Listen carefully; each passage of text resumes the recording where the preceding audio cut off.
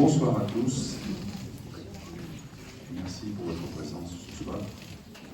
Donc on ouvre le conseil municipal et on va commencer par l'appel des membres du conseil. Donc Fontana Ravaillerie, j'y suis. Gérard Larrivé, qui m'a donné procuration. Isabelle Montenoy. Nicolas l'Espagnol. Vanessa Terris. Jean-Marie Pali. Vanina Lasperon. Jean-Pierre Malosto. Daniel Gouverbanks. Colette Moulin-Berger. Michel Tabaran. Philippe Borne. Marie-Christine Giol. Pouvoir à Colette Moulin-Berger. Thierry Dernis. Florence Durand-Tornard. Philippe Travers. Hélène Roux. Jeanne Muret. Pouvoir à Hélène. Elisabeth Coty. Pouvoir à Vanina Lasperon. Fabrice Pointu. Nicolas Zidlé. Dominique Colombo. Jean-Claude Jean-Gourchian. Stéphane Perrin. Pouvoir à Julien Bernard. Rachel Rossignol. Julien Bernard. Et Céline Bernard. Merci. Donc on va faire passer la...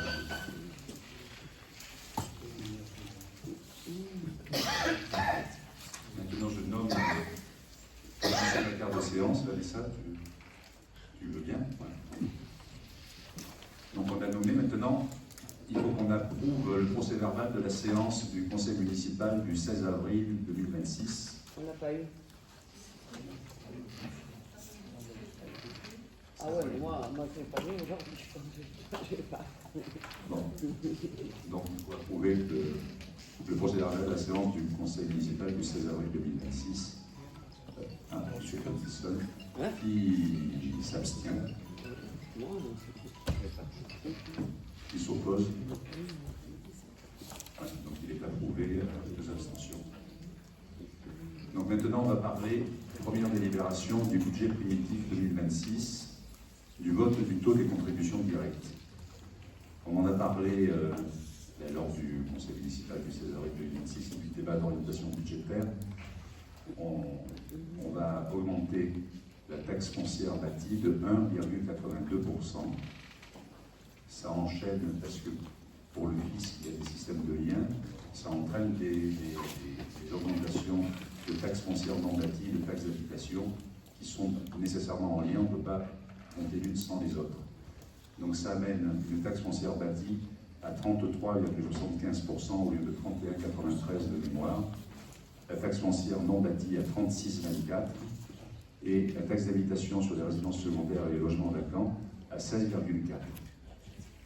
Donc, sur la base de ces taux d'imposition, le produit des contributions directes pour l'exercice 2026 sera de 2 415 066 €. Donc cette augmentation de 1,82%, elle était nécessaire. On en a débattu, on en a discuté la dernière fois. Vous pourrez poser des questions à la fin du conseil, puisque pendant le conseil, vous n'avez pas le droit de parler. Et à la fin du conseil, évidemment, vous aurez la parole si vous avez des questions sur cette délibération ou sur une autre. Donc maintenant, c'est quelque chose qui se vote. Non, je veux. Vas-y, tu as une question? Vas-y. Oui. En fait, vous dites 1,82%, mais c'est pas du pourcentage. C'est sur la taxe? 1,82. Non, c'est un. Ah ben si. Ben, Il faut revoir. Si, ça a été vérifié. Et donc, la taxe foncière bâtie, elle augmente de plus 5,70%. La taxe foncière non bâtie, elle fait plus 5,69%. Et la taxe d'habitation résidentielle secondaire, c'est 5,67%. Vous avez parlé de points et sur votre lettre, vous parlez de pourcentage, c'est pas un pourcentage, c'est des points. On augmente le pourcentage De 1,82, c'est des points, c'est pas des pourcentages. Si, tu prends la base, tu multiplies par 33,75 et tu obtiens un Vous montant. voyez vos calculs, c'est des points 1,82. Monsieur Falik, vous pouvez prendre la parole. Jean-Marie, c'est un grand débat sur les points et les pourcentages. Ben oui. On est sur 31,93% de la base. Si tu prends ta calculette, Non. Mais si tu prends- La calculette, vous parlez de 1,82, c'est des Dominique. points. Une valeur relative et une valeur absolue, simplement. oui. Donc le taux, Elle a raison. le taux de contribution directe de la taxe. Donc ça fait bien 5,70% de taxes foncières en augmentation, 5,69% en taxes foncières non bâties et non pas 1,82%. Voilà. Donc oui, j'ai raison. Voilà. Ce qui va faire une augmentation quand même de 130 000 euros prélevés sur les foyers. Voilà. Donc, On peut avoir ce tribunal si tu veux, Dominique. Mais non, c'est pas un tribunal. Si on prend n'importe qui prend sa taxe foncière, verra qu'il y a une base fiscale. Sur cette base fiscale, il y a un taux. Ce taux est de 31,93% aujourd'hui. On l'augmente de 1,82, ça le mène, avec le calcul 31,93 plus 1,82, ça le mène à 33,75%. C'est-à-dire que tu prends ta base fiscale, au lieu de la multiplier par 31,93, tu la multiplies par 33,75, et ça te fait l'augmentation correspondante. Après, si tu fais un calcul... 1,82, c'est pas 1,82%. Mais bon, les Lorisiens me demandent de poser des questions, je les pose. Voilà. Donc, dans le contexte de tension qui est aujourd'hui le pouvoir d'achat des Lorisiens, on propose une proposition d'augmentation d'impôts. Voilà, c'est tout. C'était pas prévu comme ça. Bon, donc une fois ceci est dit, il faut voter ça. Donc qui s'y oppose? Qui s'abstient? Donc un contre et une abstention. Non, on n'avait pas voté puisque Dominique a voulu poser la question. Donc on passe à la... On passe à la deuxième des lignes. Je laisse la parole pour le budget prévitif 2026, subvention aux coopératives scolaires. Je laisse la parole au rapporteur Isabelle Montouillon.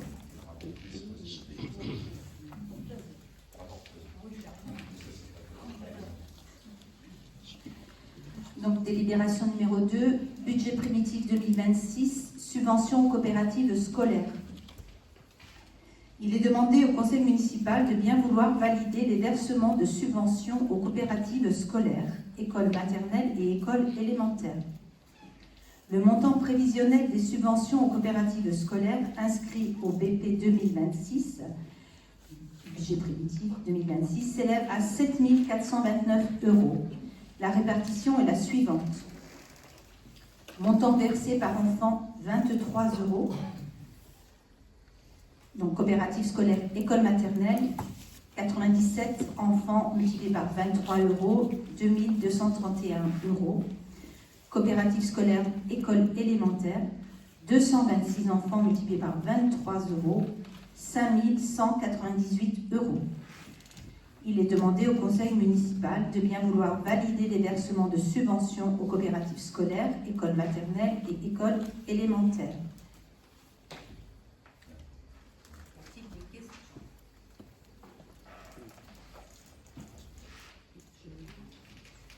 Qui est contre?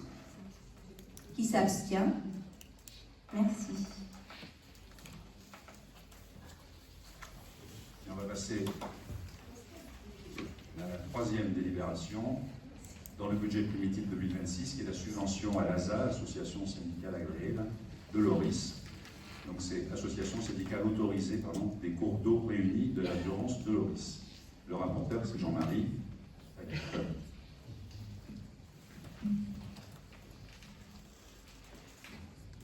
Donc cette association touchait 20 000 € en 2025 et contractuellement il était prévu qu'il y ait une revalorisation qui n'avait pas été faite.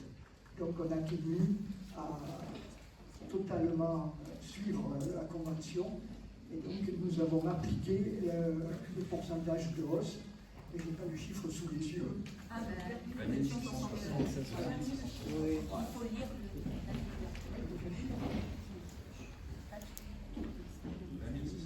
Voilà.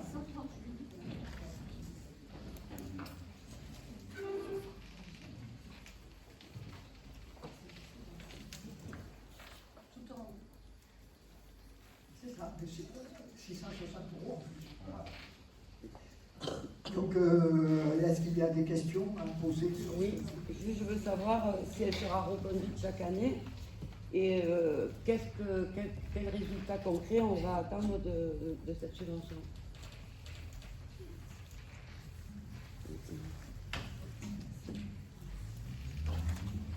Alors l'ASA, c'est une association préfectorale, tu la connais. Bien sûr. Ça veut dire qu'il y a deux possibilités, soit on met, ce qui était le cas dans les dernières années, soit on met du personnel à disposition. Non, mais je connais très bien le fonctionnement. Je demande juste qu'est-ce que vous attendez on comme attend résultat que- par rapport à cette subvention, c'est tout. Mais on attend qu'ils fassent le travail de bénévoles pour lesquels ils sont mandatés, c'est-à-dire qu'ils curent les canaux, etc. Et donc c'est une convention qui est signée, et on attend que la convention soit respectée de notre côté en versant la subvention et que eux en faisant la contrepartie des travaux qui leur sont dus. Voilà. Ok. Voilà. Donc une fois ceci étant dit, on passe au vote s'il n'y a pas d'autres questions. Est-ce que quelqu'un est contre? Est-ce que quelqu'un s'oppose? Donc, cette délibération est acceptée. Quatrième délibération, c'est la délibération présentant l'état annuel des indemnités des élus. Donc chaque année, et là ça concerne les indemnités des élus de l'année précédente, chaque année on doit délibérer sur cet état annuel des indemnités. Donc ça a été joint en annexe, tout le monde l'a en annexe.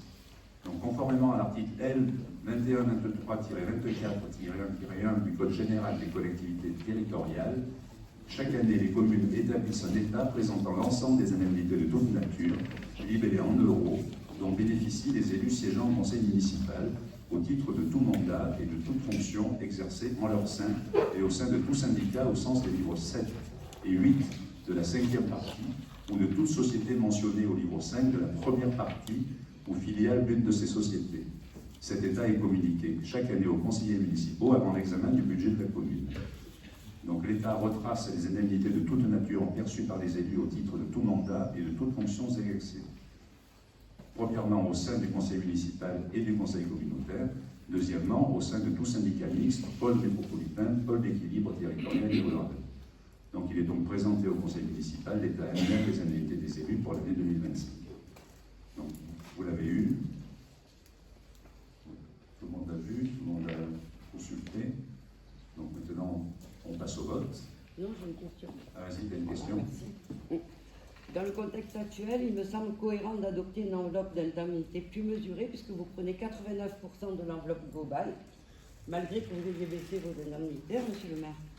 Mais afin d'envoyer un signal de responsabilité financière puisqu'on est en difficulté, je pensais qu'on aurait fait un effort supplémentaire. Voilà. Alors, cette délibération, ça concerne les indemnités des élus de l'année dernière.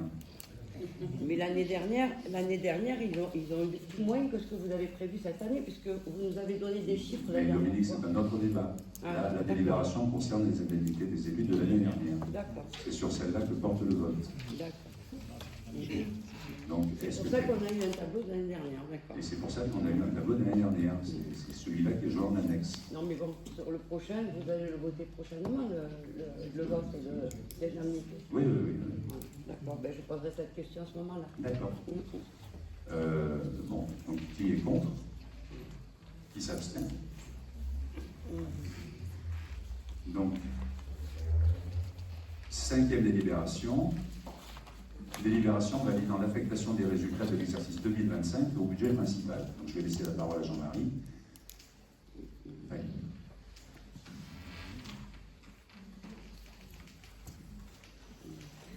Lors du dernier conseil, nous avons voté à la fois le compte administratif et le compte de gestion 2025 et on avait précisé que c'était un acte important puisque c'était l'acte indispensable pour pouvoir reporter l'excédent de fonctionnement de 2025 sur l'exercice 2026. Je rappelle les chiffres. L'excédent était de plus de 409 000 euros, mais il y avait un déficit de l'année 2024 de 49 000 et quelques euros. Et c'est donc la contraction de ces deux chiffres qui constitue le résultat de fonctionnement de l'année 2025 qui se situe à 360 246,17. Et ce montant-là est affecté au compte 106.8 qui est l'excédent de fonctionnement capitalisé. C'est-à-dire qu'à ce compte sont additionnés l'ensemble des excédents que la commune a encaissés depuis de nombreuses années. je rappelle que sur les exercices 2022